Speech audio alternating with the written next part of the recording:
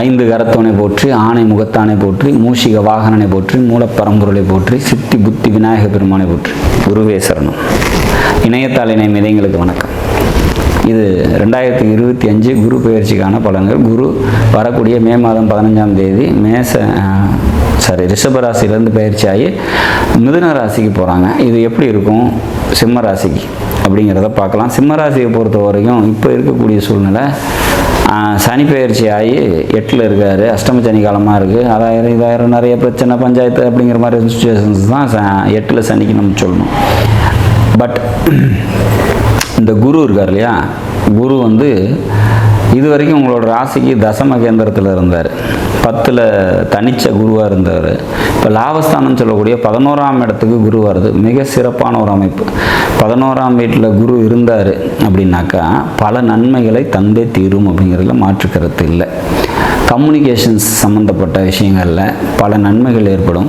சிறு தூர பயணங்களால் நன்மைகள் ஏற்படும். மாமன் வழி உறவினர்களால் நன்மைகளை தருவார் குரு அப்படிங்கிறத உறுதியாக சொல்லலாம். மனசில் புது தெம்பும் தெளிவும் ஏற்படும் அப்படிங்கிற மாதிரியான தைரியம், வீரியம், தன்னம்பிக்கை இதெல்லாம் அதிகரிக்கக்கூடிய ஒரு காலமாக இந்த குரு பெயர்ச்சி உங்களுக்கு அமையும் அப்படிங்கிறதுல மாற்று கருத்து இல்லை.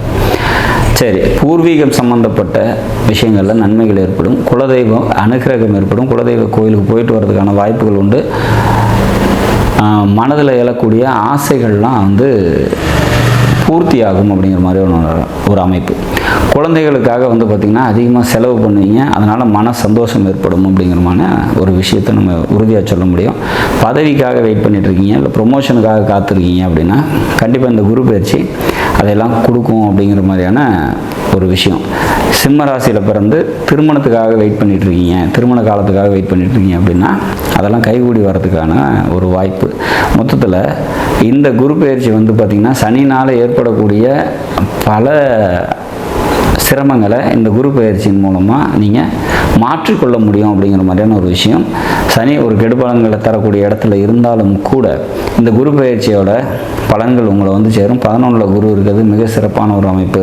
பல நன்மைகளை தரும் அப்படிங்கிற மாதிரியான ஒரு விஷயம். மொத்தத்தில் சிம்மராசியை பொறுத்த வரைக்கும் இந்த குரு பயிற்சி உங்களோட 3ஆம் வீட்டையும், உங்களோட 5ஆம் வீட்டையும், உங்களோட 7ஆம் வீட்டையும் பார்வையில் வைக்கிறதுனால பல நன்மைகளை நிச்சயமாக அடைவீங்க. எப்போவுமே குரு நின்ற இடத்துக்கு விட பார்த்த இடத்துக்கு பல நன்மைகளை தருவார் அப்படிங்கிறதுனாலையும் இந்த பயிற்சியை பொறுத்த வரைக்கும் குரு நிற்கிறதே லாபஸ்தானம் அப்படிங்கிறதுனால சொந்த தொழில் செஞ்சுட்டு இருக்கவங்க தொழிலில் முன்னேற்றமான சூழ்நிலைகளும் பெரிய மனிதர்களோட தொடர்பும் நன்மைகளும் ஏற்படக்கூடிய நல்லதொரு காலமாக நிச்சயமாக சிம்மராசிக்கு அமையும் அப்படிங்கிறத நம்ம உறுதியாக சொல்லலாம்.